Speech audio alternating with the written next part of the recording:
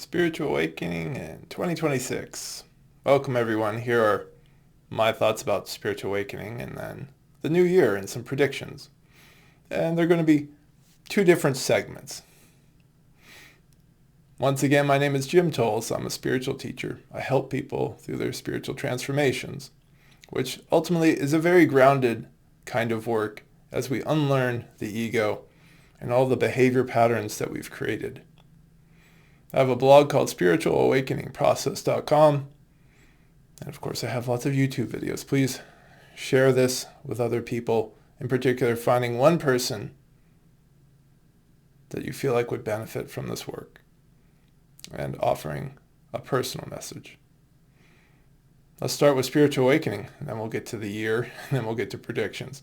Spiritual Awakening is waking up from the story of your ego. The story is not just your thoughts, not just your active thinking, but your silent beliefs, your emotions, and your body sensations.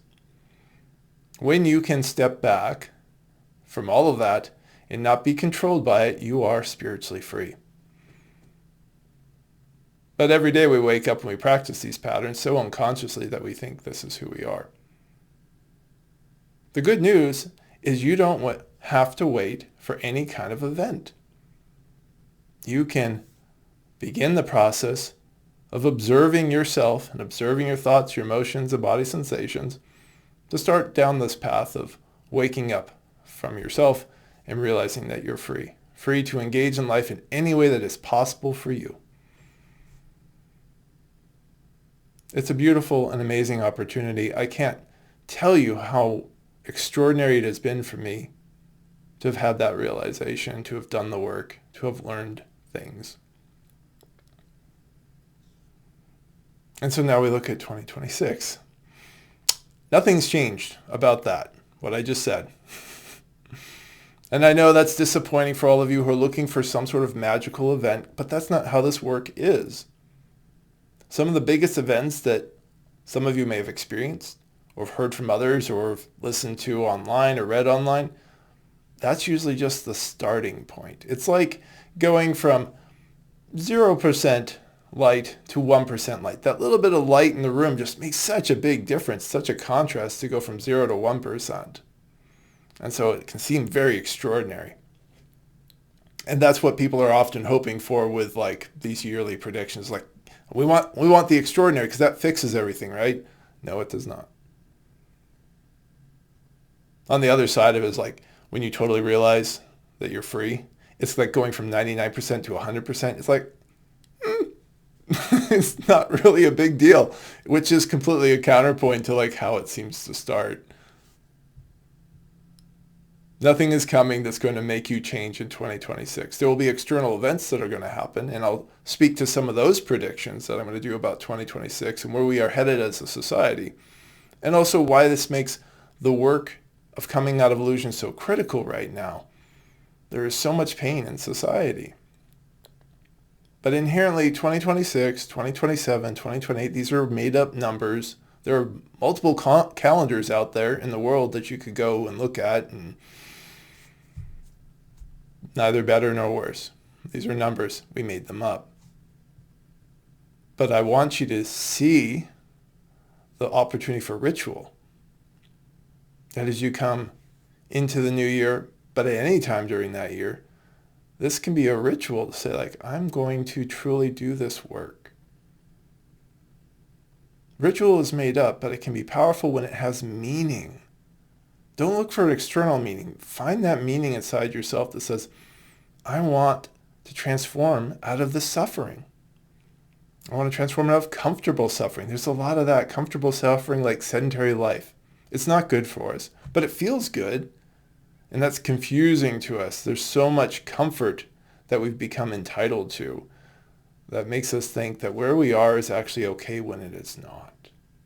Comfortable suffering is a much more difficult trap to get out of. And it's something I help my students with in one-on-one sessions. You're welcome to contact me about that if you're interested. Now let's do predictions. This is about society. This isn't about spiritual awakening. That's a choice. You can make that choice at any time in any year. And that's the empowerment part of that. But in terms of what we're looking at in society, we're going to see more of this push towards unhealthy living structures. It continues and continues to build. And artificial intelligence will be another way that builds into it, where we're no longer creating the complex social relationships we need to be healthy, but we're going to an AI bot. In fact, I expect jobs like mine are going to go away in the long term because so many people are going to start to feel more comfortable talking to a bot who can tell you whatever it is you want to hear. And that's going to be a scarier part of the whole spiritual world of self-indoctrination, that you can train these bots, and this is already happening and it's going to happen more. This is one of my predictions, that you're going to train the bots to tell you the spiritual nonsense that you want to hear. I think on the other side, I would make more predictions that in-person physical work, where there's somebody actually there across from you that isn't on a screen, will become more and more valuable. But I don't know how many people are going to want to do that. And this goes for not just what I'm doing, but any sort of this sort of discussion. I think it'll hit doctors and lawyers and financial planners and everybody else. The AI is going to take away those jobs as people get more used to talking to a screen. And that's a real scary thing because we need to be able to handle social complexity and disagreements and misunderstandings and not just get lost in society, which makes it feel scarier and makes people retract more. So I would predict that as well. It's more of a retraction into people's own spaces. And the more retracted we are and the more conflicts we have, the more reactive, more violence is happening. And we've already seen that in the last couple of years as prominent social figures here in the U.S. have been assassinated. That's a heavy word.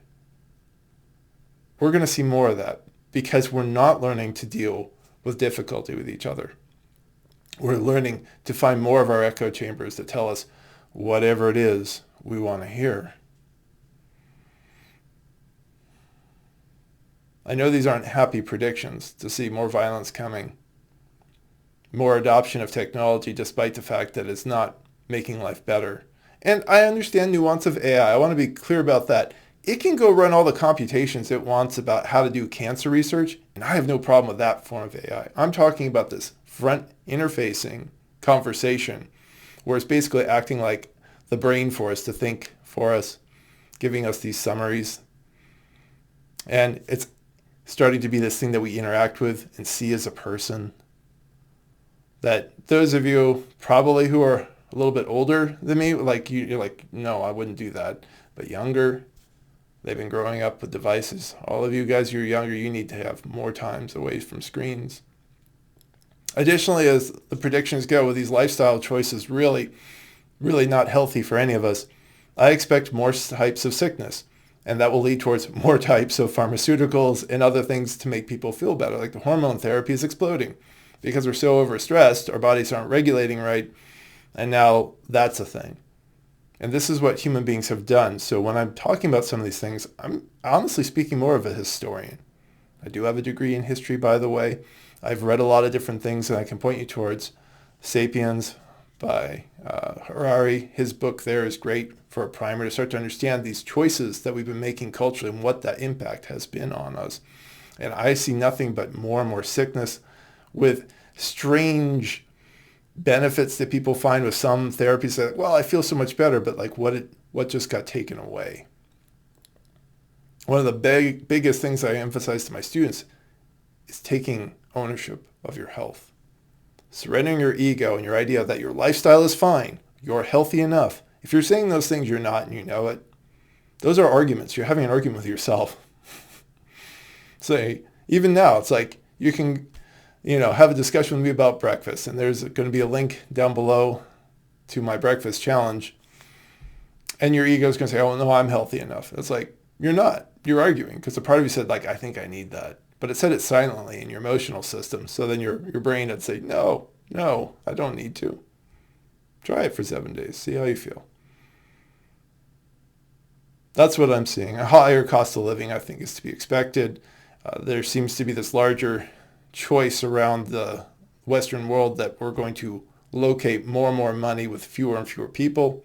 That's the choices that are getting made, which means if you're not part of that set of interests that those super powerful people have. You're not going to make as much money. And then because there's less money, more people struggling to make ends meet. It's not a pretty set of predictions. And this kind of looping back to awakening is why you waking up matters.